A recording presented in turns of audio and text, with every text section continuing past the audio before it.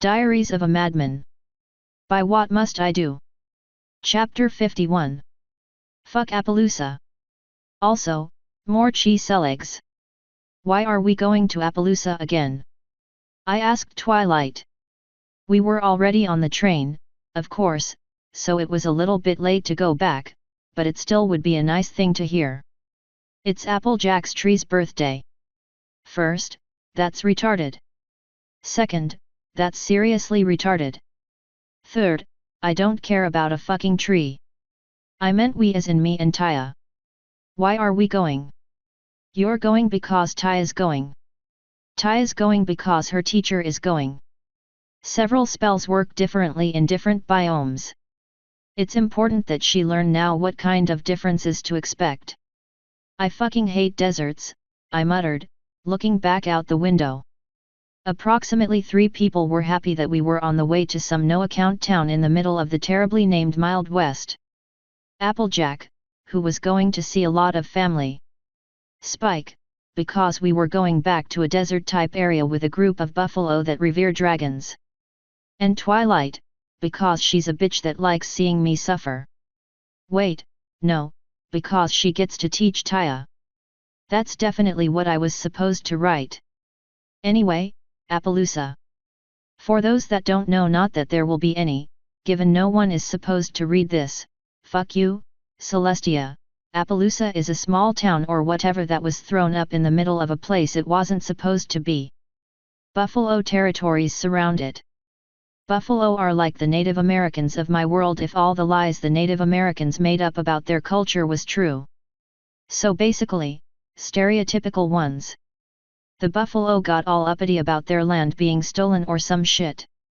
There was a big hoedown in the town until something ridiculous happened and they all lived happily ever after or something.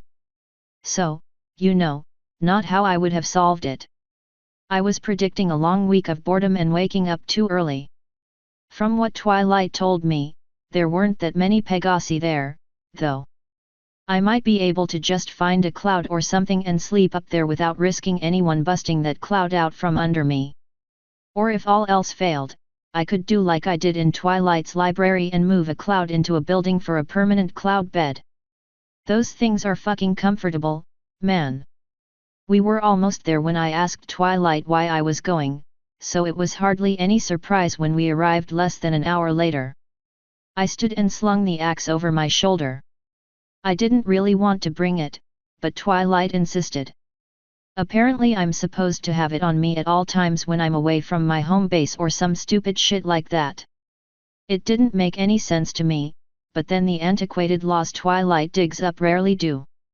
Since she made me take that, she couldn't stop me from taking my crossbow and some bolts. If I was going to look like a warrior, I wasn't going to have my ability to fight go impeded. Applejack was the first one off the train, of course. I wanted to be the last, but Fluttershy was being herself and insisted I go first. Arguing with her is occasionally akin to arguing with a wall, so I didn't bother. My first up-close and personal impression of the town was rustic. Yep, this is gonna be a bad week, I said aloud while looking around. It was a right and proper boomtown, pulled straight out of a western flick. And there's the pony that's wearing a hat and a western-style vest. Gotta have one of those. He even had a faded orange hanky in his left pocket. Howdy y'all. Welcome to Appaloosa. He reared back and kicked his legs out as he said that. Welcome back, cousin Applejack. I see you brought the old gang back. But who's this one? He asked, turning to Taya. And then he saw me. My, you're a big fella. What's his name? Sir Navarone, Knight of Princess Luna, I answered, my voice not entirely welcoming. Ah, you have him train Urk. My hand was now wrapped around his throat. Not an animal, I said. Sir Navarone, Knight of Princess Luna. He nodded as much as he could with his airflow being restricted. I let him go and stepped back. All the girls save Taya were giggling. AJ, you knew this was going to happen, didn't you? Yep. So Brayburn, how's the crop going? Good, he croaked, still eyeing me nervously. So what else are those hands good for? I saw him looking at me in a new way that I didn't like. I reached around to my back and pulled my axe free. I held up the axe with the blade as big as his head with one hand.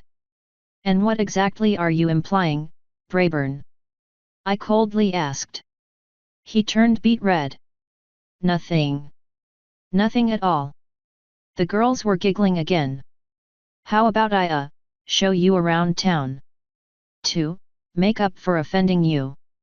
I looked around as I put my axe up. There was exactly nothing to see. Pass. Come on, it won't take but a few minutes. Not interested. Look, how about you just tell me where the changeling hive is and I'll chill with Chrysalis for the week. His entire body paled. CHCH changeling HHHH hive. I crossed my arms. Yet. Chrysalis told me the capital was near here. I figure she won't mind a surprise visit. And maybe I can see my children, which is a scary thought. He gulped. WWW we don't know nothing about a changeling hive. I rolled my eyes. So it's hidden.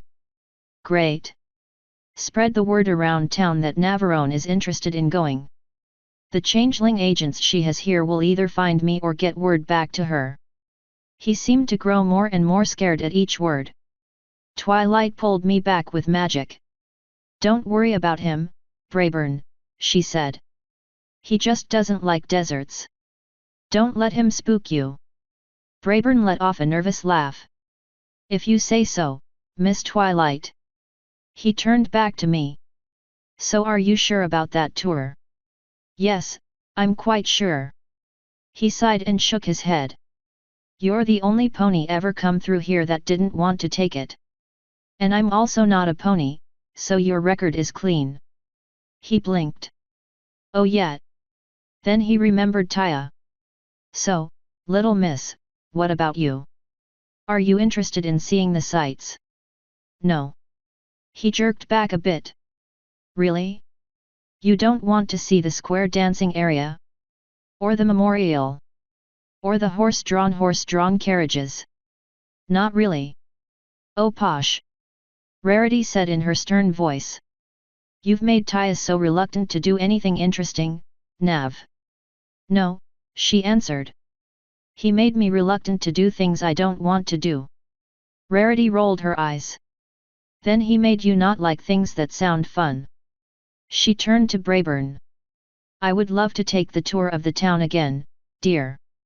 He answered her with a nervous smile. Anipony else wanna join? No takers. I couldn't help but smirk a bit. Just you and me, big boy, Rarity said, her voice getting a bit husky. Do lead the way. He gave a small sigh and walked off, tail and ears low. Rarity trotted behind him.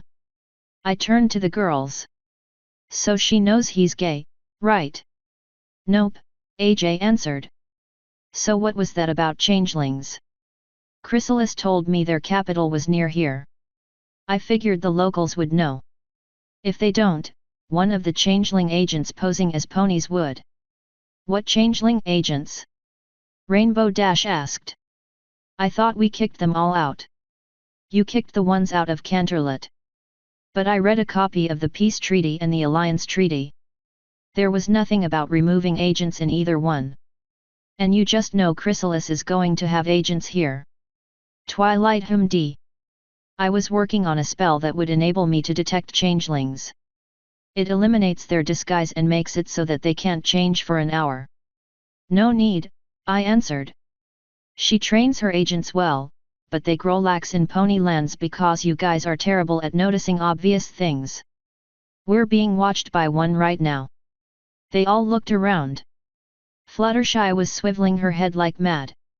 I'll talk to her later, after we get more settled in.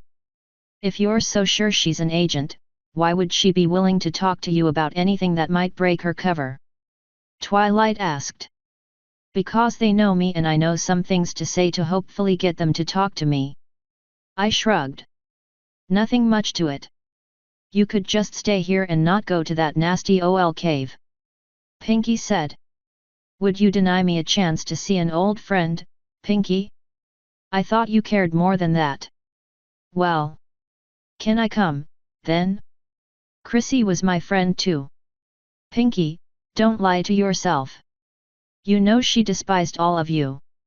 Well, all of you but Taya. They all shrugged and nodded except for Pinky. She did not hate me.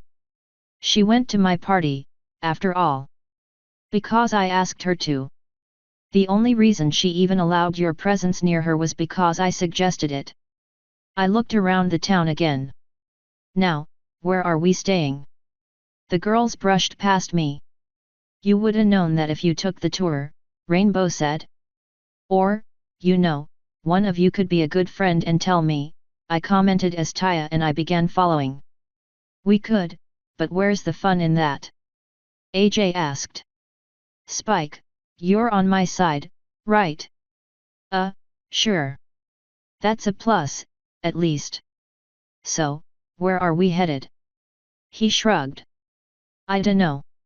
I spent most of my time with the buffalo last time I was here. For fuck's sake. Ah well. All things were going fine for us until our way was blocked by a brown stallion in a black hat and a blue vest with a star on it. He looked to me. Brayburn said you were a knight of some kind. That true? Some kind is right, yet. Navarone, knight of Princess Luna. How can I help you? He grimaced in distaste when I said Luna, but didn't comment. It was a good thing he didn't. We got some riffraff in the jail we need to settle out. Outside our jurisdiction. We sent word to Canterlot, but they're always slow getting any help here. What exactly do you need? I need to see your badge of office first. I pulled the axe off my back and held it up so he could see all sides of it. He raised a hoof and traced some of it. Yeah, this is real. Come on. He started walking off to the jail. I slid the axe up and turned to the others. Twilight, you interested? I might could use your help. Sure. Go on ahead, girls. I'll catch up when we're done. Spike stayed with the others as Twilight and I started following the sheriff fellow. Taya dogged my heels, of course. We caught up to him easily enough. So what kind of problem do you have? Easier shown than explained.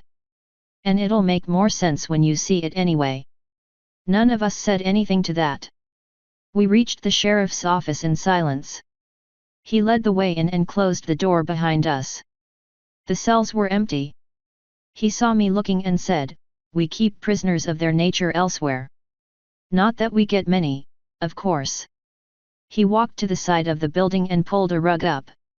Under it was a cellar door that he raised with a grunt.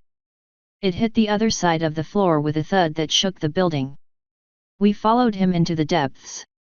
Dog and a pony. What's the deal here?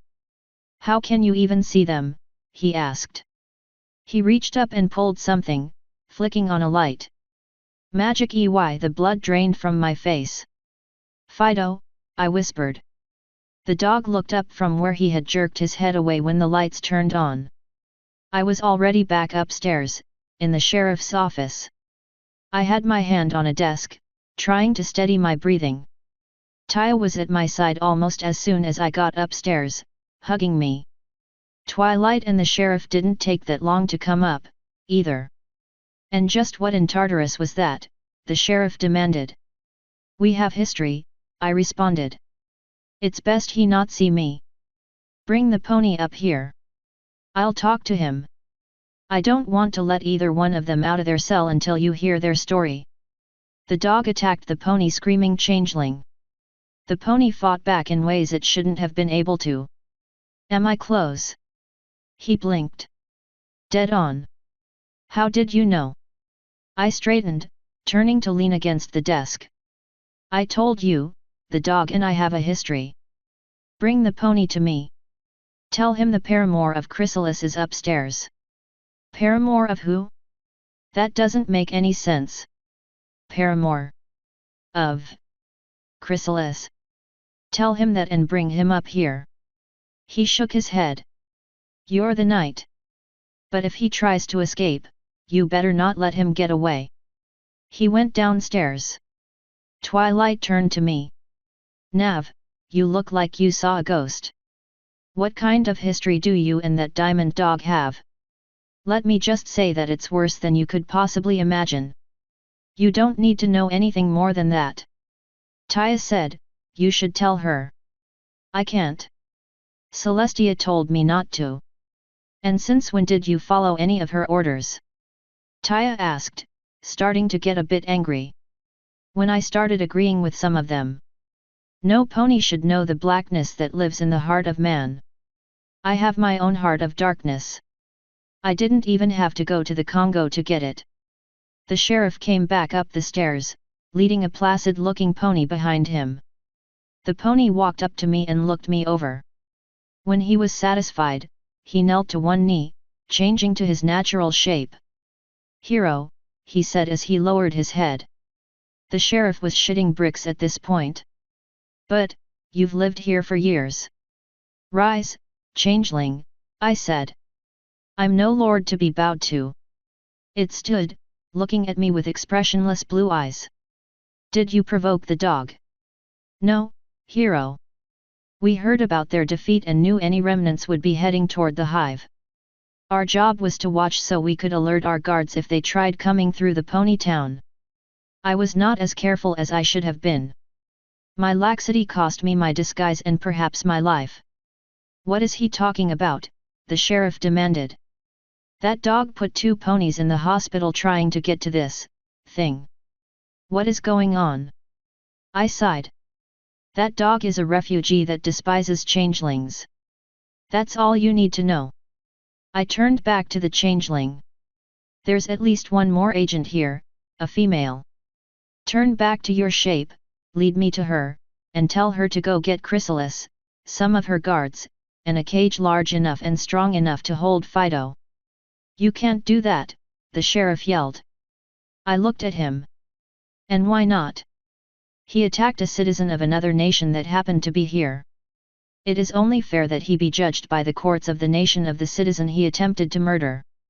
He's right, Nav. You don't know the full story. Twilight said. You're right, I don't. But I know more of the story than either of you two. I know this dog. He despises changelings.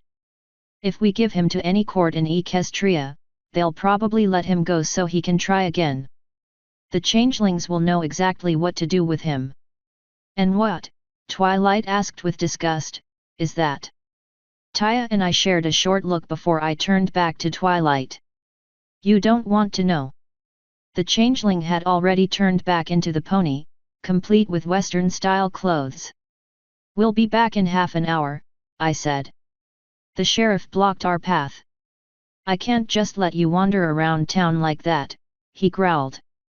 Twilight knows a spell that will disable changeling disguises. If she comes with me and keeps that spell ready to use if he makes a break for it, will you allow it? I could hear his teeth grinding. I don't like this. I don't like this at all. Come on, you 3, I said, leading them to the door. The sheriff stepped out of the way, glaring at us as we passed. When we got down the road a ways, Twilight said, You owe me a very long explanation, Navarone. I owe you more than that, Twilight. Changeling, let's make this quick. He started trotting. We followed him, easily keeping up. He stopped at a store and made his way inside.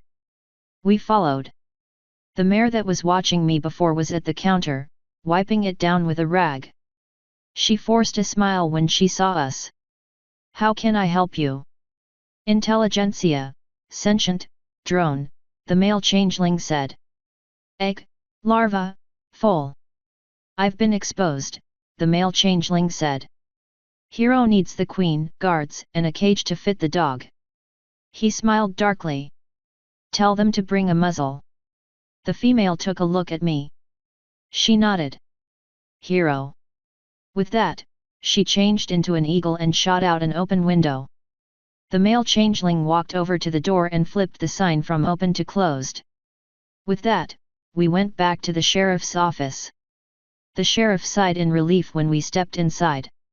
"No trouble?" he asked. "None." I looked at the changeling. "How long should it take for the queen to get here?"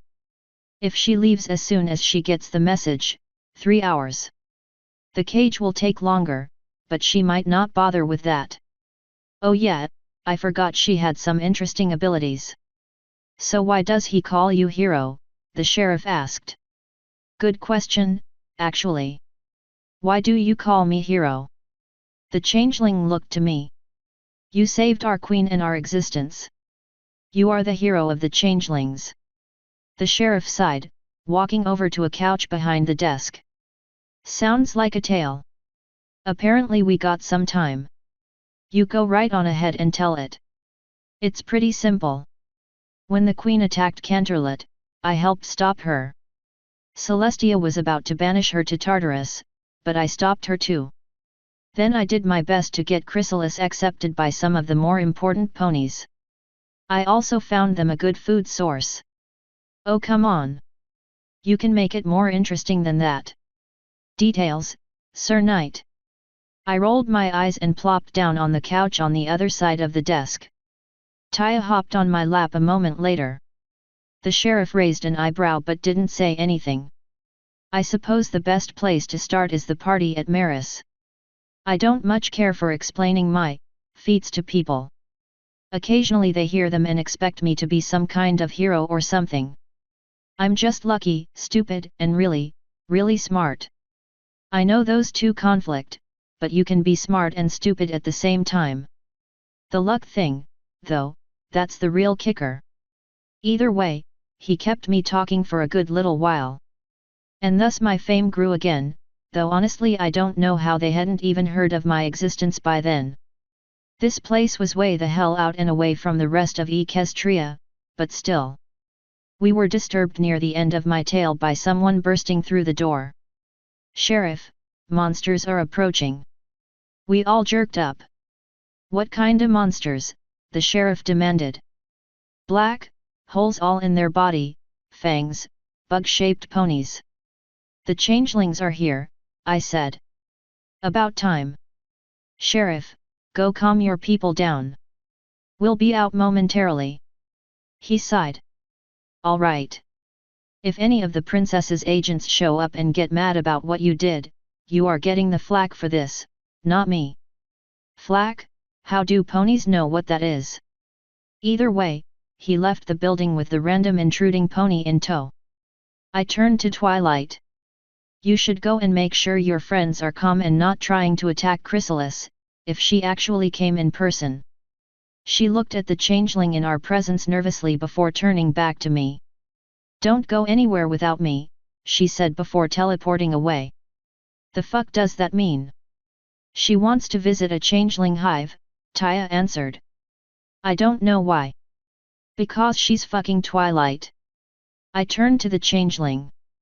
"I don't think there's a reason for that disguise anymore. Your superiors might say differently, but for now, I think honesty might be a good policy." He sighed and changed back to his proper shape. He stretched his wings, now that he could finally feel them again. "If the queen is angry with me, can you?" "I'll talk to her, see what I can do." "No promises." He nodded. The wait wasn't all that long. A group of changelings came in and the one at the head, an intelligentsia, I believe, asked, "Where is the dog?" I looked at the changeling that had been a pony and nodded toward the cellar. He led the group of changelings downstairs. Taya and I went outside to find Chrysalis, and all 6 of the girls' Spike was nowhere to be found, glaring at each other. Or rather, the girls were glaring at Chrysalis. Whatever. Chrysalis had her back to me. I walked up next to her and stopped at her side. "We're all allies here, even if not friends," I said. "She's here to steal some pony away." Rainbow yelled. "No, she's here to take a prisoner away. And it's not a pony prisoner." "Well then who is it?" Rarity asked. "Do you remember the diamond dogs?" Because they remember you, Rarity. And they most definitely don't like you. They offered me 10 bags of gems to kidnap you, cut your tongue out, and bring you to them. All 6 of them were shocked and disgusted. The dog in there is the one that made the offer. He also offered me 25 bags to kill Chrysalis. And he assaulted a changeling here in Appaloosa, so he's under Chrysalis's jurisdiction. Are you sure that's how it works? AJ asked. Seems to me like he deserves some frontier justice for wanting to hurt Rarity here. Rarity jerked back a bit. Heavens no, Applejack. Even a ruffian such as himself deserves a fair trial. She turned to face me and Chrysalis. And I intend to go with him to see that he gets it. Unacceptable. Chrysalis and I said at the same time. I nodded to let her go first. She continued, he is a dangerous criminal. He assaulted one of my changelings and he will be judged for it. I do not need a pony looking over my shoulder making sure it happens. I have been ruling for just as long as your precious princesses. I know how to give a trial. She nodded to me. A changeling hive is no place for any pony, let alone one as delicate as you. I took Taya to one once, and I have no desire to bring her to another. They are dark, uncomfortable, and miserable if you're a surface dweller. You have no place down there. So we can hold the trial up here. Rarity turned to Chrysalis. It's not that I don't trust you to give him a trial. I don't trust you to give him a fair trial. I will ensure that, I said, crossing my arms. As a knight, I have some kind of responsibilities or powers or something like that. I'm exercising them now. I will deal with this issue, Rarity. Trust me. She sniffed. A proper trial needs witnesses. Of which we have 2. The changeling that was assaulted and the dog that did the assaulting. Chrysalis is an expert at reading memories. She can find the truth of the matter quickly. Rarity faltered, there. But how will any pony know if she's telling the truth? How would anyone know a regular witness is telling the truth? I countered. I trust her. There were grumbles among the crowd that had formed around us. The dog came out of the sheriff's office, at this point. He was surrounded by changelings and a female dog that was leading him to our group. The real dog didn't seem to be seeing anything around him, aside from the female dog. Sir Navarone has placed his trust in me, Chrysalis said aloud. Do any of you seek to contest that? No one met her eyes, though they didn't seem that happy about it. Bring the prisoner, then. Navarone, join us. Taya, stay here with Twilight. Twilight said, I'm going with you. Like Tartarus you are. Rainbow said, jumping in front of her. If you're going, I'm going. And if she's going, I'm going. AJ said, stepping up to her side. I stepped in because I knew what was about to happen. Then it's a good thing Twilight isn't going. I want to study one of the hives, Nav. I'll be fine. I rubbed the back of my head. Chrysalis? I asked, turning to her. Twilight and Taya may come. Just them. You are responsible for them, Navarone. I don't like this, Rainbow grumbled. Don't do it, Twilight. It's not worth the risk. When else am I going to get to study the changelings? Twilight asked, a grin forming on her face. This is gonna be great. Humph. You better make sure he gets a real trial, Twilight. Rarity said. Of course, Rarity. And make sure he's taken care of, Fluttershy said. Forgot she was there, for a moment. Don't worry about it, Fluttershy. And make sure to have fun. Pinky exclaimed, throwing a balloon at her from nowhere. It hit Twilight in the face and flew up into the sky. And be safe, Rainbow said. I'll be fine. The changelings are allies of Equestria. They wouldn't harm any pony. And be sure to get back soon, Applejack added. You might miss Bloomberg's birthday otherwise. And I sure Wouldn't want that. Twilight said nervously, giving some shifty eyes. They all bought it, of course. Chrysalis and I rolled our eyes. If you are coming, then come. We need to leave now if we wish to get to the hive before nightfall. Twilight teleported away and then teleported back less than 15 seconds later. She was now wielding a set of saddlebags and an irate dragon. I don't want to go, he said, still shaking his head. You can't always get what you want, Spike, Twilight answered. I need my #1 assistant there to help me take notes. Chrysalis sighed. No time for this. Her horn glowed and her eyes lit up. Spike chose that moment to turn his head, or had his head turned and caught her gaze. His eyes went dull. I wanna go, he mumbled. Then that's settled, I said. Let's go. How did you do that? Twilight asked, astonished. He's heavily resistant to magic. She can explain it on the way. Let's go. The changelings started leading the dog, still heavily entranced, away. Chrysalis and I followed. Taya followed me. After a moment, Twilight started following as well, Spike still on her back gazing numbly at Chrysalis. So, how did you do that? And when will he be fixed? Twilight asked when we were outside of town. Magic. And I'll release him when we get to the hive. And I'm giving you a choice, Twilight. Blindfold, or let me do to you what I did to him. What? What do you mean? I can't just let you know where the hive is.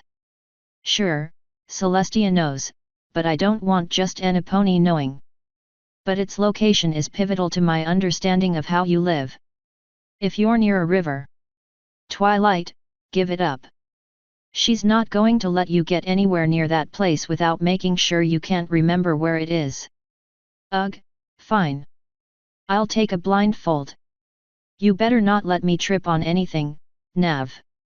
Chrysalis magicked up a bit of black fabric and flew it over to Twilight, who pulled it out of the air with her own magic. She tied it around her forehead with an exaggerated sigh. Happy? She asked, sounding miserable. Navarone, make sure she can't see. I walked up to her and stuck my foot out in front of her, making her trip. She can't. I helped pick her up and set Spike back on her back. That wasn't very nice, Nav. I'm not a very nice person. At least I helped you up. Taya, guide her and make sure she doesn't trip on anything. I need to talk to Chrysalis. Not without me you don't. Twilight said, trying to nose herself up next to me but failing when she stepped in a small pothole and stumbled. I caught her, stopping her from falling. I need to talk to her about personal stuff, Twilight. Nothing to do with the dog. Promise. I promise that we won't discuss anything about the dog that I think you need to hear. Promise that you won't talk about him at all. That's as good as you're going to get. And since you're blindfolded, good luck finding us in the group of changelings. Nav, I'm being serious. This is an important thing, you shouldn't decide this yourself. I'm not deciding anything. Chrysalis is the judge, remember. Fine. Do it your way, then. But don't think I won't tell the princess about this. Okay. Taya, watch out for her. I went and caught up with Chrysalis. Guilty? I asked. Guilty, she confirmed. He'll make a useful addition to our feeding chambers. His love for his mate is strong. She giggled. Or rather, it was. You and I helped nip that in the bud, though. That hurt. That hurt a lot. Anyway, my children. How are they doing? Perfectly well. They are into their larval forms now. They? How many are there, exactly? 3. An average-sized brood, for me. There was one griffin that gave me 8. Now that was an interesting labor. I don't suppose it would be possible for me to see them while I'm here? Just me, I mean. Not Taya or Twilight or Spike. Of course. I assume you didn't tell Aniponi. Nope. No one but Celestia. This isn't something I want getting out. What? Ashamed of me? She was smirking. I don't think the news would be well accepted. It's not something I want anyone to find out about. I still can't even believe it's possible. If I could explain it, I would. It is just a curse I have. I could definitely see that as a curse. Just raise them right. I don't want a Mordred on my hands. She looked surprised. How did you know I named the male Mordred? I face-palmed. Thank God I'm not a prince. You know, if you marry Luna you will be. First, no chance in hell of that. Second, my name's not Arthur.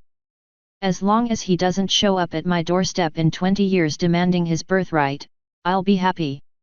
She blinked. Oh, that old tale. My name is not Morgan Launay, Navarone. I have all the power I need, now.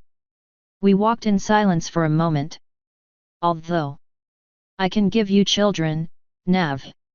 She never can. I felt her tail brushing against me lightly.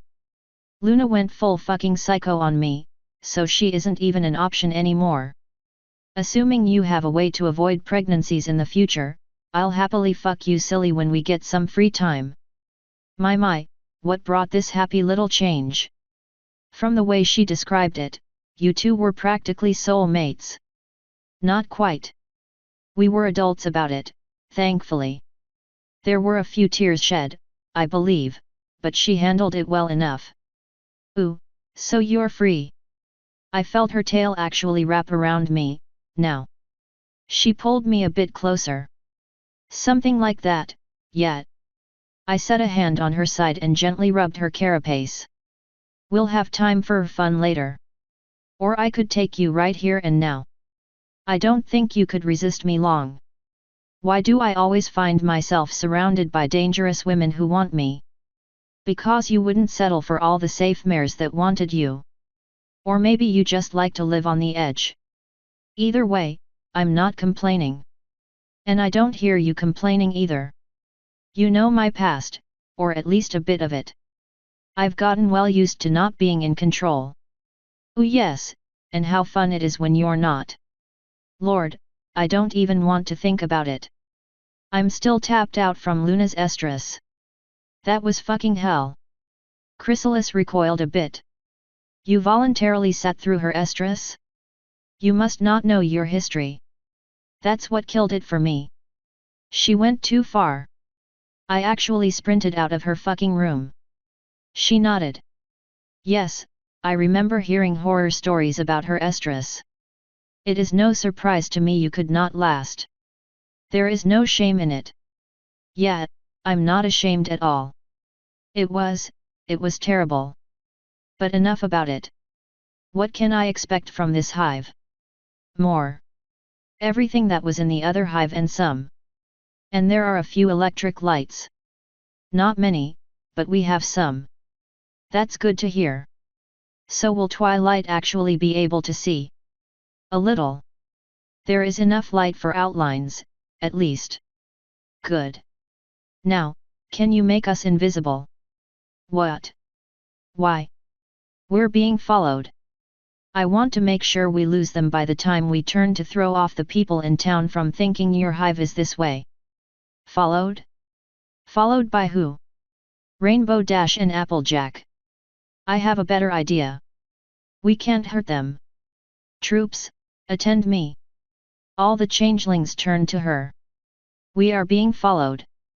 2 of you turn to lizards and lie in wait here. When they come this way, put them to sleep. Do not harm them. Wait. Twilight said. I can talk to them. You had your chance, Chrysalis said. They didn't listen to you. Shows how much trust they put into you, doesn't it? She turned back to the changelings. When you put them to sleep, one of you will remain with them until they awaken to make sure they come to no harm. And when they awaken, she smiled darkly, give them my regards. Now go. 2 changelings molded into lizards and the rest of us continued walking. I fell back a bit so I was walking with Taya and Twilight. Which pocket is the paper in, Twilight? I asked. Left. I reached in and pulled a bit out. I leaned onto her back to scratch out a short message. I held it up to Spike. Chrysalis wants you to send this to Celestia, Spike, I told him. He jerked his head to me. Really? He asked, his voice full of wonder. Yep. She'd be ever so pleased. He grabbed the paper with a big grin and sent it away. I patted Twilight's neck amiably. There. If anything goes wrong, Celestia knows where we're at. Thanks, Nav, she said. I don't expect anything to happen, but just in case. Yep, just in case. Now, do you know a spell to help you see in the dark? I can create light, if that's what you mean. Why? Changelings don't light their caves. They can all see in the dark, and when magic is hard to come by, I shrugged, not that she could see it. Well, some things are more important than others. And you won't be overly popular if you create light down there. You'll blind all the changelings who aren't used to seeing light. Surely they have some lights, though. Yeah, in their buildings. Even then, it's only in their rooms, not in the general layout of the buildings. And please, don't ask to see any of their feeding chambers. I'll bring food to you 3 while we're down there. Nav, I need to see how the changelings feed if I'm to write anything on them. Twilight, you don't watch your step, Rock, you don't want to see it. It's horrifying. Taya, tell her. He's right, she quietly answered. It's not worth it. Ooh, what would either of you know about science? More than any pony you would know, Chrysalis answered. I didn't even notice her falling back to our little group. He's the reason we have more lighting than we usually do. What do you mean, more lighting than usual? He showed me his world through his mind. The technological wonders. The power his people hold. The wonders of his so-called modern era. Twilight scoffed. Impossible. He told me all about it too. I humored him at the time and it did sound wonderful, but the things he described are impossible without magic. He told you about them, you said. But did he show you? Did he let you look into his mind? I didn't know it was possible, I answered.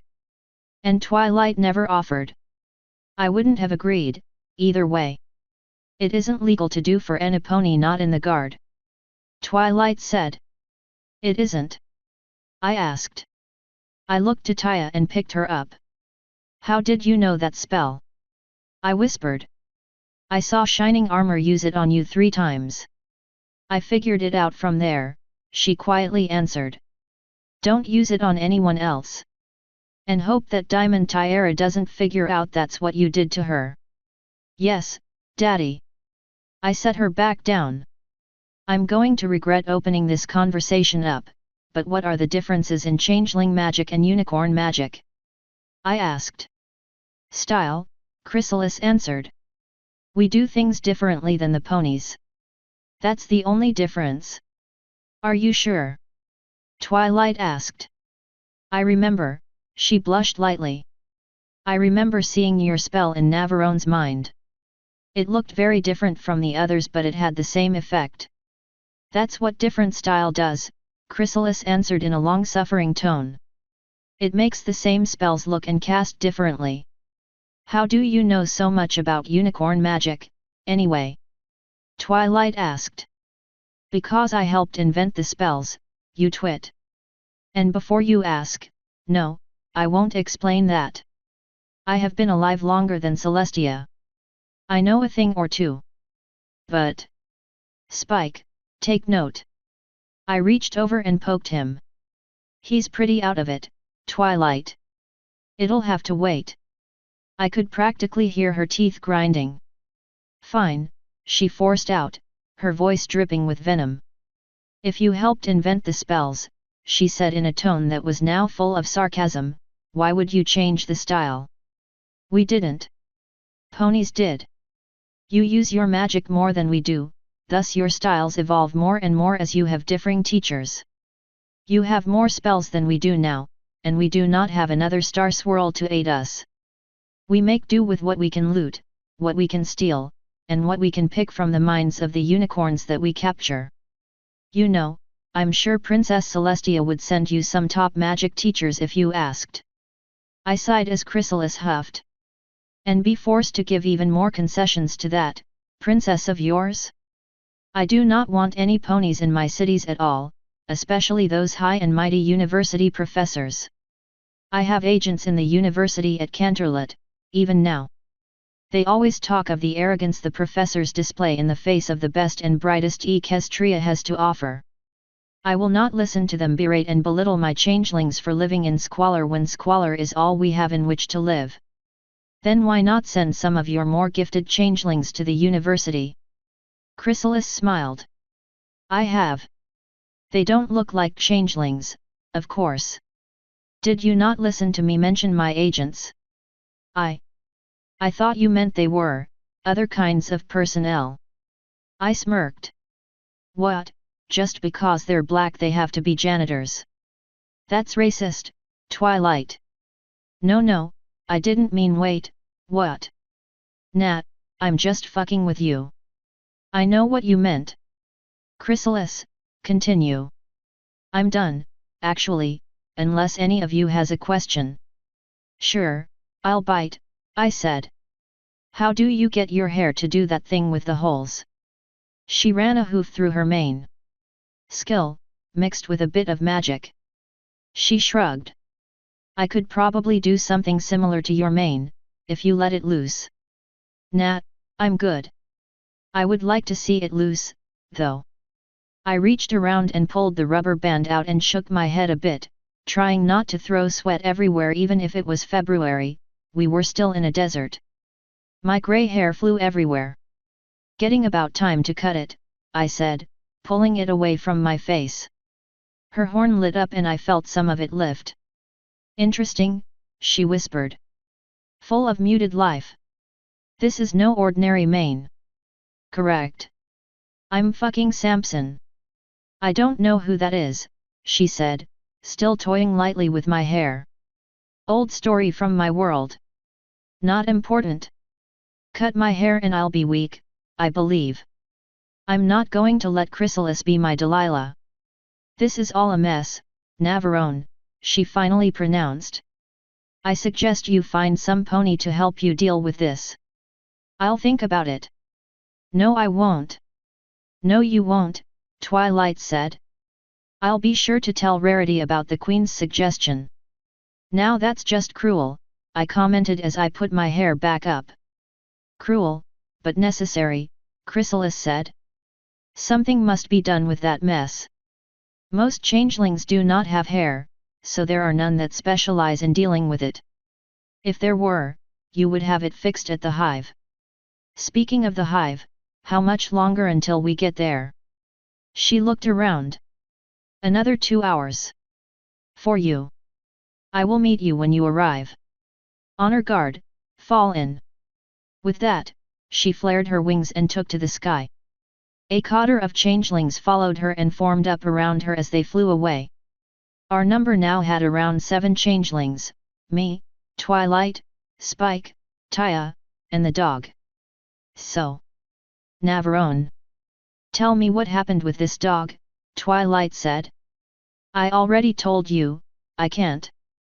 Celestia's order. And thankfully, she actually did give the order this time. I think, given current events, that it's pretty important I know what happened. Watch out for that hole. She stepped over it. Honestly, it's not. What happens to the dog does not concern you nor is it your business. We heard a buzzing in the air and a changeling joined our group. Did the ponies following us put up any resistance? They dropped like a rock. Weren't expecting it at all. Good. Thank you. I addressed the head of the pack, start heading directly to the hive. We're in the clear. We turned toward the direction Chrysalis had flown off. Twilight, it's really not something I want to talk about even if I could. It's just, she sighed. You never talk to us anymore. Any of us. Sure, you're willing to talk about our lives and things we did, but you rarely bring up anything you've done anymore. Because I'm not proud of a lot of it. It isn't anything you ponies need to know about. If I had the choice, not even Celestia would know.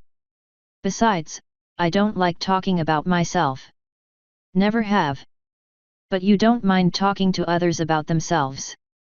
No, I don't. Well, I mind it less. I'm not much a fan of talking to people at all, but given my position, that's hardly an option. She sighed, shaking her head. At least you're willing to tell me that much. What could possibly be so shaming that you aren't willing to tell your friends? I'm not talking about this. I'm sorry. If you truly want to know, ask Celestia. Okay, I will. She moved her head from side to side. Ugh, can you take a note for me? I suppose. I reached into her pack again and pulled out more paper. What do you want to say? Dear Princess Celestia, Navarone is being an insufferable buffoon again. He refuses to tell me, his friend, what he did with the changelings to make him so depressed and self-centered. He told me that if I wanted to know, I would have to get your permission. Would you kindly allow me this one thing so I may help my friend get better? Your loving student, Twilight Sparkle. I looked over the note. Yo baby cakes, Twilight's being herself. Tell her that she can't know what happened with the changelings and the dogs. She won't get off my back about it. Yes, I told her you said I wasn't supposed to say anything. Oh, and we're almost to the changeling hive now. Feel free to start eavesdropping in on me if you want. Your hop-on hop-off lover, Nav. Close enough. Spike, another message from Chrysalis. Send it on, buddy. Wait. Taya, read over it. Make sure it's accurate. I rolled my eyes and handed it to Taya. She looked over it. It's paraphrased, but it amounts to the same thing. Fine. Send it. I took the note and passed it to Spike. He sent it away. So, what's a hop-on hop-off lover, Daddy? Twilight face hoofed. I sighed and explained obscure indie music to Taya as we continued our walk. And that's why hipsters are bad people, I finished just as we made it to the entrance to the hive. We had long since gotten the expected answer of no from Celestia. Twilight let off her typical exasperated sigh when she had all of the changelings in the group confirm that it did, in fact, say no. Most of them were drones and couldn't read or talk, but with a hefty dose of quiet moving, we managed to convince Twilight that all of the changelings confirmed what I said. And it was true, so I didn't feel bad. So how do we get down? I asked. I'll go get a crew and the queen, one of the sentients said. He dove down the hole. Can I take this blindfold off yet? Twilight asked. No. Wait until Chrysalis tells you to. She sighed again. You really aren't missing a thing, Twilight. Trust me. I heard the buzzing of insect wings. I looked over to the hole just in time to see a large group of changelings and Chrysalis bursting from the earth. They flew up for a moment before returning down to our group. Grab the dog, the dragon, and the ponies, she commanded as she landed in front of me. Take the dog to processing. The ponies and dragon go to the palace. What do you mean, processing?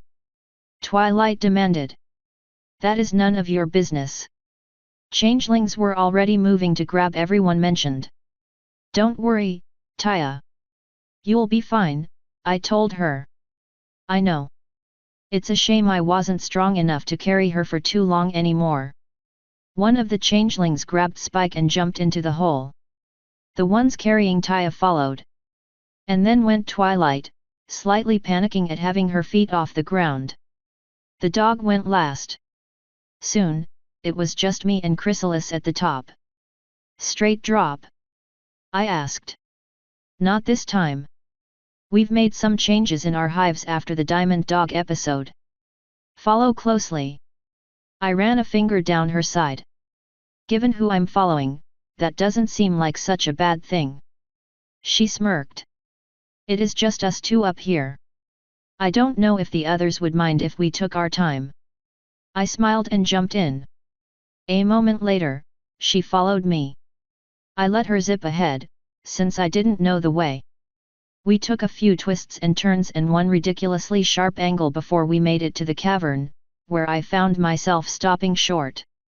Chrysalis noticed and joined me as I hung above the massive city. Mother of God, I whispered. This place was just absolutely massive. It was dotted in sparkling lakes and had huge luminescent mushrooms growing around all the water sources. Gems of all kinds glittered around the ceiling, each letting out a unique shine. Buildings big and small decorated the cavern, each a vast contrast to the blocky buildings in the hive near Ponyville. These buildings had aesthetic appeal, arches and spikes and towers flowing off buildings, connecting the entire city. From where I was, I could see crowds of changelings going about their day, actually seeming to converse. A few statues were erected in various courtyards, each with a large plaque beneath them. Hell, there was even a statue of me in one of those places. I had to do a double take on that one. I wasn't wearing a shirt in it. I take it you like my city? Chrysalis asked, smugness in her voice. Hell yes. Much better than that depressing place we went to before. There's actually light here, with the mushrooms. And there are a few electric lights. Not many of them. It took me a second to notice that some of the courtyards were lit up. That depressing place was meant as a temporary mining and observing hive. Only later was it reconstructed as a true home. The other pods were much nicer, but you didn't get a chance to see them. Shame. So, straight down? No. They're en route to the royal palace. Probably already there by now. Shall we? Lead the way. She started off again and I followed her, still looking around the city. It was around the size of Canterlot, I believe. I couldn't tell what color almost anything was, as my night vision made everything black and white, but it was still nice. I wouldn't be surprised if it was all black and green anyway. We landed in a courtyard next to a massive building that looked like it went all the way to the ceiling of the cavern. Spare no expenses, eh? I asked when we landed. I saw that all the others were in the courtyard already, save for the dog. Twilight, feel free to take the blindfold off. Ugh, finally. Her horn lit up and the thing came off her face. Oh haha, Nav. She couldn't see a thing. Now, how about you let Spike go? Chrysalis's horn lit up and Spike jerked. Hey? Where am he? Looked around. Oh dear Celestia.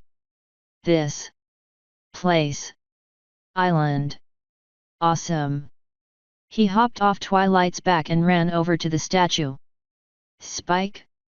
Come back, I can't see. I laid a hand on Twilight's head. I got you, don't worry. Taya, come on over, the way is clear. She walked toward my voice. I stopped her with a hand when she got to me. Wait. Twilight, cast the spell that lets you see what I see. Her horn lit up for a moment and she gasped. Look around, Nav. I did. She had her eyes closed, probably trying to focus only on what I could see. She shuddered when I moved my head quickly. So disorienting. Go slow. I slowed down a bit, still looking around. Whenever you're ready, Chrysalis said in a bored voice. I jerked my head her way before I could help it and Twilight groaned. Spike, come on back, I called. He sighed and plodded back to the group. I turned back to the Queen. Well, do you have anything planned for us? She barked a laugh. No. I was in the middle of something when one of my agents showed up saying you were requesting my presence. She explained the situation or I never would have been able to get away. I can have some pony give you a tour of the city, but it will have to be without me. I have to return to managing my kingdom. You are welcome to stay as long as you desire, but I can't promise it will be all that entertaining. Do you have any libraries? Twilight asked. Chrysalis gave her a rather what the fuck look. We live underground in near permanent darkness. Most changelings can't even read, let alone write. We don't have the materials to make paper or the time to waste writing books or the space to waste storing them. So no, we don't have any libraries. Well, sorry, Twilight muttered. Chrysalis turned back to me. Do I need to get her a muzzle? Or maybe a leash? She'll behave, I answered, patting Twilight on the head. I got a glare in my general direction for my efforts. I would like to see more of the city before we leave, and there's still that matter we discussed before, meaning my children, so if you could give us some kind of guide, that would be awesome. Of course, Nav. I'll have rooms drawn up for you as well. It will have to be the same style as you had last time, though, guest rooms are few and far between in changeling cities. Fair enough. Just make sure we have a spare bed. I actually need sleep this time. I'll see what I can do. Your guide will arrive here shortly. Do not wander far. She didn't give us a chance to answer, just melted away in a green fire. Twilight flinched when she saw it. Twilight, you want a more complete view of the city. What do you mean? I fly over it and you watch through my eyes. Sure. Can I come too? Spike asked before I could take off. I slung him over a shoulder. It's somewhat surprising that he's still so light. I took off, gaining air as quickly as possible. Feels so good to get a proper stretch in, I commented as we rose. Train cars are so confining. They're fine for me, Spike answered. Yeah, you're smaller than I am. When you get to be my size and when you get your wings, you'll know what I'm talking about. And won't that be a fun oh wow. I got to where we could see the city again. Take it all in. Ain't no telling if we'll be able to come back up here.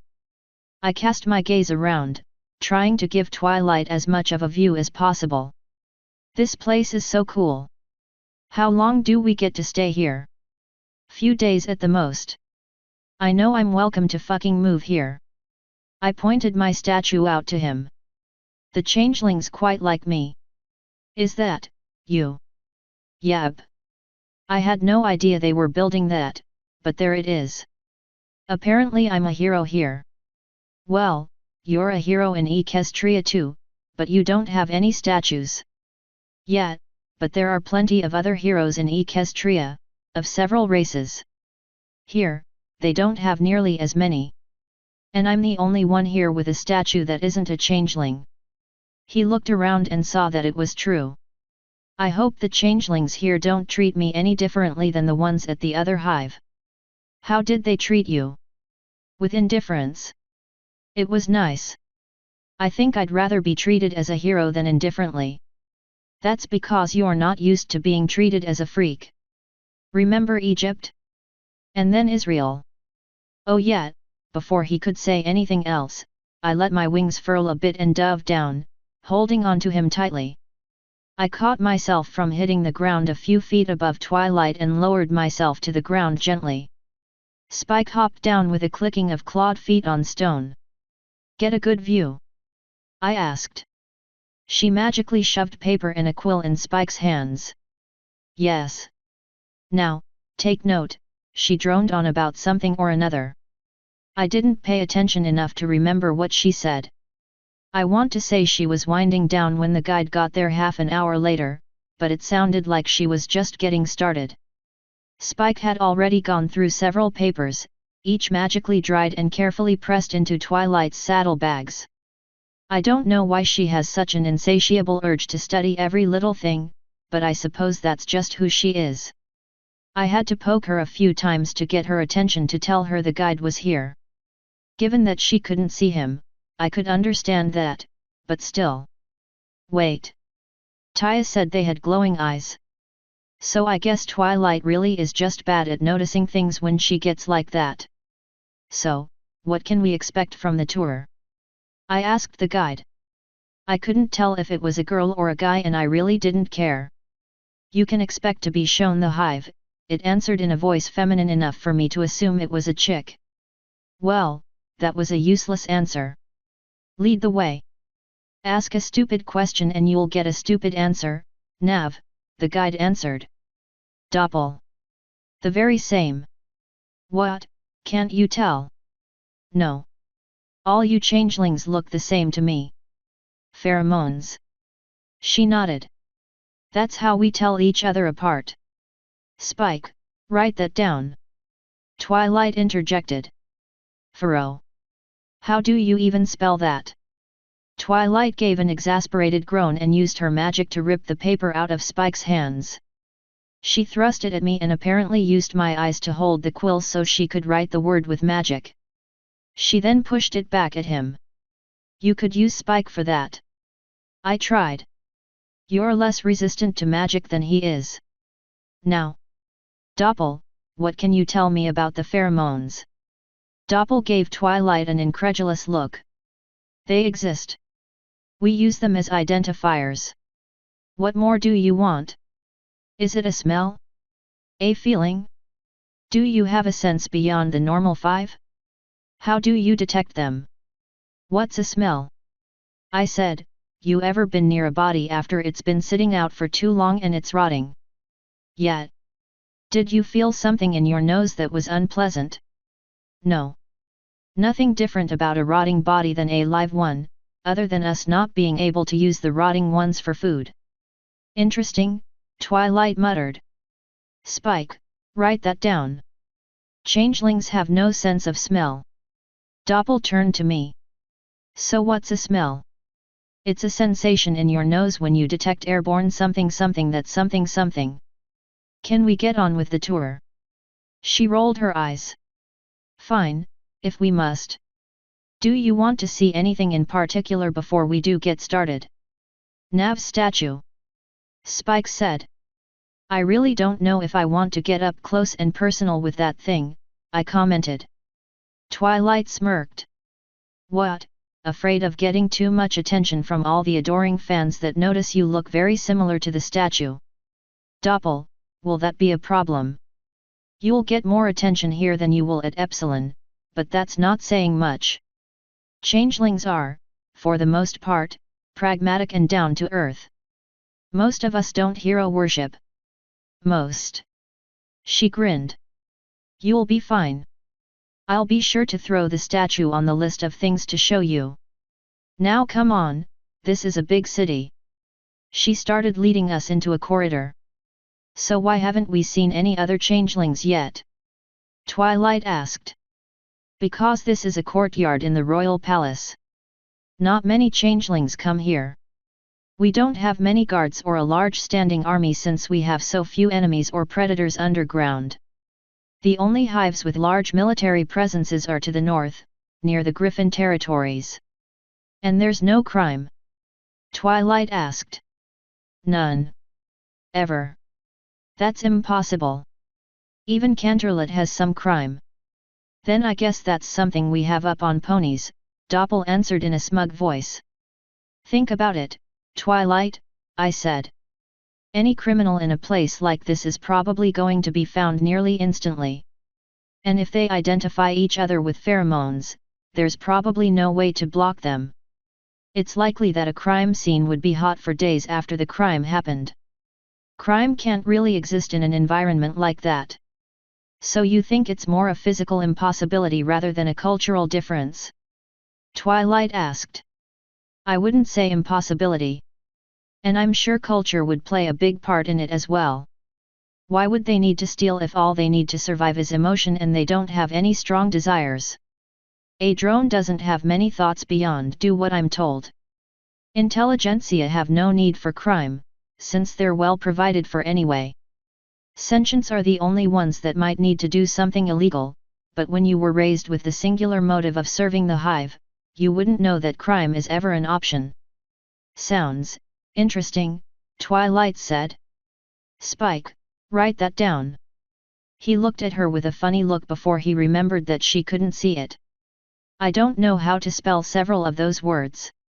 Ugh. Nav, you are now promoted to temporary assistant.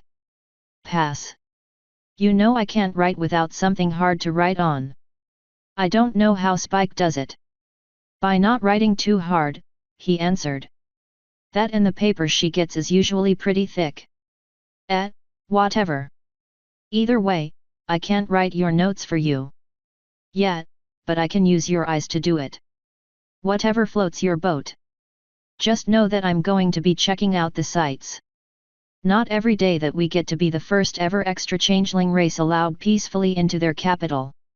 Not that impressive, Twilight muttered. In a louder voice, she continued, I prefer Canterlot. Well, nothing's keeping you here, I said. I'm sure Chrysalis would be happy to send you packing. No, it's my duty as a scholar to archive as much as possible about anything undocumented. The changelings have always been a poorly understood race. Quite like the Naga. It's amazing how you have such a habit for finding races like them and getting in close with them. This will be the third species I've been able to study that you've gotten me access to.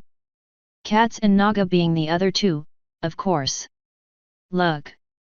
And how interesting is it that I've also had sex with all three of them? If you come to the next Europe party, you might have a chance to talk with dragons. If any of them would be interested, that is. Would any of them? PSH, no. The only thing that I learned from the dragon chick I met is that Spike will be glad that he's fire resistant if he ever starts fucking one. Twilight gasped at that. Nav, don't you talk that way in front of him. Spike said, Twilight, I'm as old as you, if not older. That's ridiculous. You're 10 years younger than I am. No, he countered. Dragons age differently. I learned that during the dragon migration. I should point out that he's actually as tall as she is now. Then why? There are better times for this conversation, I broke in. Doppel was watching with every sign of amusement, and we were finally where other changelings could see us. And we were getting a whole lot of looks. I saw a few lips being licked as they eyed Twilight and Taya. Spike, guide Twilight. Taya, stay by my side. Doppel, make sure they know why we're here. Doppel stepped forward a bit. Citizens of Alpha Hive, listen well and spread the word, this is a small delegation from Equestria. Sir Navarone and his squire Spike the Dragon, Assistant Twilight Sparkle, and his daughter Taya. Assistant. Twilight muttered darkly, glaring at me. Squire. Spike also added before looking at me as well. I let my shrug encompass them both. Doppel was continuing, the Queen expects them to be treated with respect. It is not every day we get visitors to the hives, after all. One changeling stepped forward from the small crowd around us. Can we feed off them? He asked, eyeing a shrinking Twilight. No, Doppel answered. Sir Navarone is the reason we have food. You are not going to harm him or any of his dependents. The changeling that asked bowed his head for a second before backing into the crowd. Another stepped forward. Are the rumors about you true? She asked, looking at me. I just got here, I answered. I don't know what rumors about me exist. That you slept with our queen. That you led the vanguard against the diamond dogs. That you are the reason we have electricity. Oh wow. Rumors that are actually true. I didn't lead the attack. But you planned it, the changeling said. Yes, I did. The changeling nodded and backed into the crowd as the other one had. What attack? Twilight asked, confused. I ignored her. The changeling crowd around us began to disperse and Doppel continued. Nav, what attack? Nothing, Twilight. It's not nothing. What happened? Remember that note from the princess?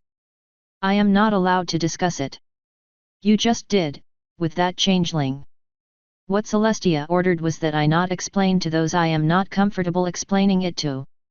You can explain to a random changeling, that word had extra venom, but not to your best friend. Best might be pushing it. Yes, I answered. That doesn't make any sense, Nav. I can imagine. Doppel, how far are we from wherever we're going? Not too far, she answered, looking back with a smirk. This isn't over, Nav. Twilight promised me. Just keep telling yourself that. And it isn't over for you either, Spike. I imagine he was thinking much the same. Doppel said, I can just taste the tension in the air. You are always so filling to be around, Nav. I can't even remember the last time I was hungry, ever since we met. Maybe my human memories are just more vivid. They most definitely are. Pony memories taste stale, hardly worth eating. Spike, write that down. He muttered something dark and did as Twilight said. So how do changelings taste? I don't know, I've never eaten one, Doppel said. Twilight let out a frustrated sound. Twilight, you're such an easy target, I commented, poking her gently on the side. She practically growled at me. Doppel and I giggled, which just did wonders for Twilight's mood. She was nearly steaming by the time we got to the first place Doppel brought us to. This is a repository of learning, Doppel said as we walked up the steps. I had a hand on Twilight, carefully guiding her up. Taya was on her back. Spike was walking next to me. We don't have books, but we have to teach our children trades somehow. They learn here, in a relatively safe environment. How do they learn without books? Twilight asked. To her, that was nearly blasphemy. Through experience. We have trades changelings come in and teach practical skills. Masonry, the occasional carpentry skills, mining though most of that is done in the field magic, building, basic combat, how to use disguises and hide among different societies, and various other skills are taught. Students are given a background in every skill and are guided down the correct path for them or occasionally pushed down a needed path in times of hardship. Do changelings have any kind of cutie mark? Twilight asked. Remember the pheromones? As a changeling starts down an occupational path, they begin to take on identifiers of that path. Certain smells, you would say. Every changeling is different, but two miners have more similar pheromones than a miner and a mason. You said you occasionally force them down paths, I said. What does that do to their pheromones? They pick up the identifier of what they became, not what they wanted to become. A changeling forced into mining would identify as a miner. What about you, Navarone? Do you have any kind of identification? Nope. Humans don't get anything physical like that. We can get ink tattoos, but we pick them. We can also wear different clothes to identify status, but anyone can put on a suit. Some jobs have uniforms, but when you get home you remove it. I shrugged. It's nice, not having anything forcing you down one path or another. Twilight sniffed. It's hardly forcing any pony, if it's something they'll love. And humans are vastly different from ponies, I said. I couldn't imagine doing something all my life, even if it was something I loved. Especially now that I'll have such a long life.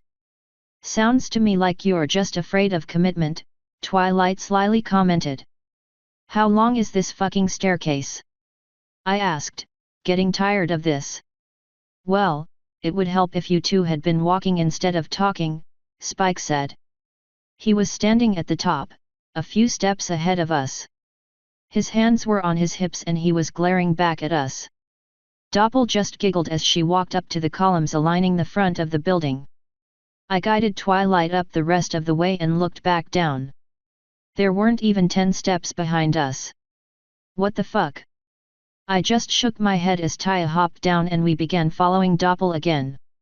So how many kids does this place teach? I asked.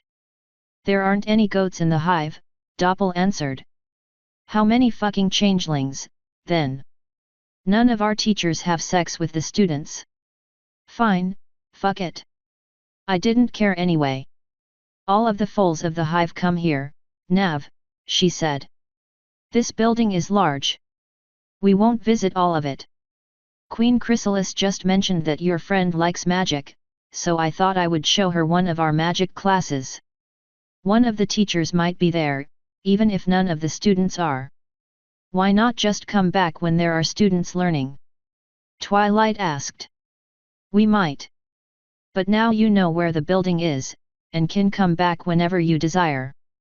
Doppel continued leading the way down relatively dark halls.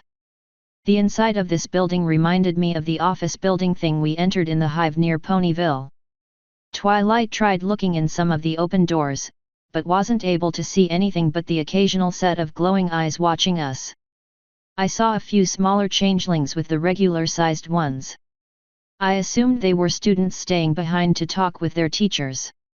Doppel finally stopped outside one door. I didn't see anything different about this one from any others, but maybe it was a pheromone thing. She knocked, waited a second, and then pushed the door open. It sounded like she whispered something to the changeling inside. A moment later, she beckoned us inside. I gave Twilight a gentle push so she knew she could enter. I followed her, with Taya behind me. Spike shrugged before joining us inside. There was a teacher there with 2 students. You are here for a demonstration, Sir Navarone, the teacher asked.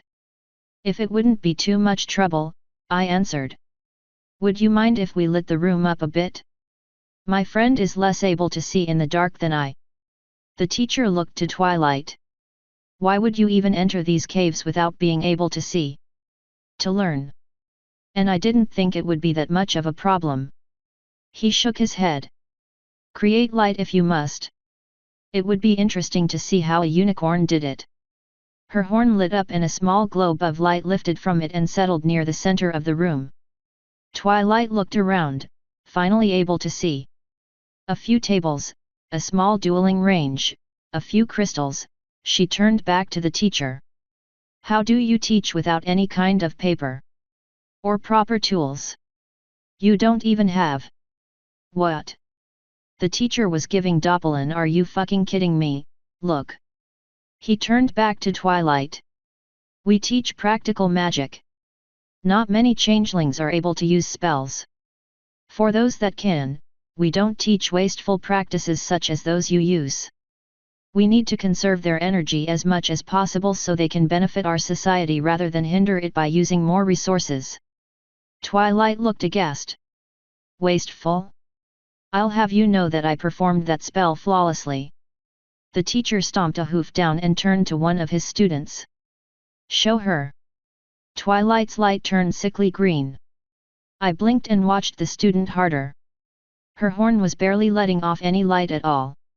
With the sound of shattering glass, the light tore itself to pieces. Impossible. Twilight uttered, completely shocked. Not impossible, the teacher answered. Hard, yes. But with all the excess magic you poured into that spell, it was easy enough for any half-trained student to tear it apart using itself. I didn't understand a word of that. I did, however, know where this was going. I nudged Spike with my foot and jerked my head toward the door. He nodded and we silently backed out. We walked back the way we came a bit. We stayed within sight of the door, but we couldn't hear anything being said and they couldn't hear us. He sank to the floor with a sigh. I joined him there. It was a shame neither of us could lean against the wall, but with his tail and my wings it was impossible. So how did we get here, anyway? He asked. I don't remember the walk at all for some reason. You were reluctant to come. Chrysalis did something to your head. That sucks. But at least this place isn't so bad. What kind of food do they have here? The hive we went to before had mushrooms. And mushrooms. That was pretty much it. They might have some gems, but I don't know if they'd give them to you. He sighed and kicked at the ground. Why are we even here? Twilight never said. I am here because I had to escort a prisoner that attacked a changeling. I also didn't want to stay in Appaloosa. That place wasn't so bad, I know I liked it. That's just because the buffalo respect dragons. Fear is more like it, probably. In a place as flat as where the buffalo live, I imagine a single dragon could probably take out whole tribes with no problem. They'd have nowhere to run or hide. When they first met Spike, they met him after accidentally kidnapping him. They probably thought his parents' large dragons would come by looking for him and destroy the tribe. By treating him well, they hoped he would tell the parents that it was an accident and get them to spare the tribe. Of course, that's speculation, but it seems likely to me. If you're me, and so vastly different, I imagine meeting the buffalo would not have been enjoyable. He shrugged. Brayburn sure seemed to like you. I'm not gay. I'd prefer not to deal with his advances. Hopefully he got the message. If not, I was going to make sure he understood, assuming I had to deal with him again, that is. Anyway, I'll do my best to get you three out of these caves as soon as I can. I know you and Taya don't want to be down here. What about you? I love the changelings, man. They're awesome. I'd rather be down here than in Appaloosa. If you say so. The door to the room we left Twilight in banged open. It was already open, it just opened the rest of the way with a loud boom that reverberated down the halls. Twilight stalked out with a nasty expression on her face. Taya followed her, looking her normal, relatively ambivalent self. Oddly enough, none of the other changelings looked out at the noise. Twilight looked up and down the halls, not being able to see a thing. "Where are you two?" she demanded. "Should we?" I whispered to Spike. He sighed and stood. "Down here," he called. Twilight began trotting to us, looking even more unhappy. Taya followed, a bit more subdued. "And just what were you two doing?" Twilight snapped. "Just chilling," I answered. "Are we moving on with the tour already?" "Yes. Now lead the way out of this infernal building." I looked to Taya. 2 passwords. Bacon, watch, password. All right. I knelt down next to her and whispered, "New word is illegal." I stood up. "Come on. I suppose Doppel can find us on the front steps." "That insufferable mare?" Twilight asked, her voice dangerously icy. "I'd rather be led around by a hydra." "Yeah, she can be annoying at times. But at least we're being led around and we aren't being eaten." She just humphed and didn't say anything. When we got to the entrance, there was a relatively small hydra waiting for us. "I heard this form would be preferable," Doppel's voice said, coming from 3 mouths at once. "Yeah, that's creepy as fuck," I said. "What's next on the tour?" "The feeding chambers are closest," the hydra said. "And I suppose you are all likely hungry. I don't know how long non-changelings can go without food. Can you really wander around the hive like that?" I asked. "Well, I could. It wouldn't be a good idea, but I certainly could. I have a lazier idea, though." She shrunk to a very small version of herself. Her itty-bitty wings flapped and she flew up and landed on my head. "Onward, trusty steed." I reached up to my head and grabbed her. With a gentle tug, I pulled her free and moved her in front of my face.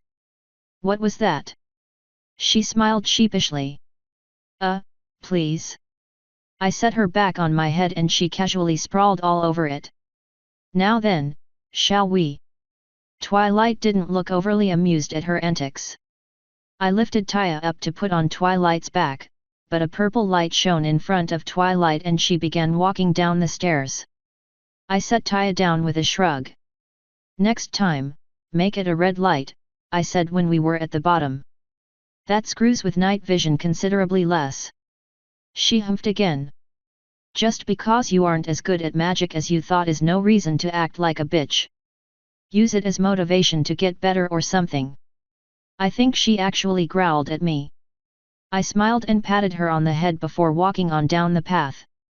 I didn't really describe the hive well, so I suppose I should go ahead and do so for those of us who aren't lucky enough to have visited Alpha. The primary mode of changeling transportation is flying, as they all have wings. Most buildings had several entrances that weren't connected to any kind of path, though every building had at least one entrance that someone without wings could get to. The reasoning for this was that some changelings become crippled or something and can't use their wings. So there were walkways and stairwells all around the hive, each leading to and from several buildings. Most of them were in the air, above the ground floor. The entire place felt like a hive from Warhammer 40k without all the technology and emperor worship. It was certainly dark enough to be one, even with the mushrooms and the few electrical lights. I had to guide Twilight and Taya along. At that moment, we were on a very high path. It was a pretty awesome place, all things told. The guide on my head pointed us down the path. I took the lead and we started off yet again. We got several more looks than we had before, but most of those watching us cut their gaze off when they noticed Doppel perched on my head. When we finally got to the feeding chamber, I stopped and turned to Twilight. "You don't want to see this," I said. "How bad could it be?" she asked, brushing past me. She casually flung the doors open with magic and sauntered inside. I gently shook my head and followed, Taya and Spike right behind me. We found Twilight standing just inside the door, gaping in horror at the sight before us. This room was fully lit with electrical lights, giving everyone a clear view of what kind of hells awaited inside. I looked around and saw the sadness mixed with love etched onto the faces of the ponies in the cells, as well as the ambivalent looks the changelings in disguise gave them. I heard the wailing as some changelings walked away from cages. I saw as some ponies tried ramming into the cell walls, only to be uselessly repelled. I nodded. Yep. With that, Taya and I continued walking through the large room. Twilight had sunk to her belly, her legs unable to hold her. Spike was just looking on in horror. We left them like that. Should we just leave her there? Taya asked when we were out of earshot. Oh God, no. I just want Twilight to get kicked out of the hive for making a scene. This is the easiest way to do it. Aren't you worried about her hurting anyone? As if on cue, we heard a small explosion behind us. I pulled Doppel off my head and put her on Taya's. Here, hold this. I slipped my ring on and shot back off behind us.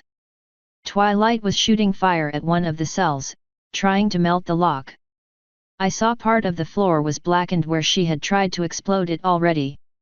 What she didn't seem to realize was that these cages were very powerfully magic-proofed.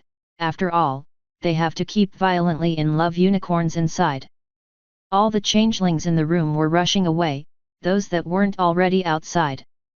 Spike was pulling Twilight's tail, trying to get her to stop. Most of the prisoners were screaming. I grinned as I ran down the hall. I live for this shit. When I got close enough for Twilight to see me coming, I leapt into the air, slid my ring off while I was flying, and landed dead on her back, sliding the ring over her horn as I landed. As soon as I got settled, I slid the crossbow off my shoulders and had the strap in her mouth as a bit.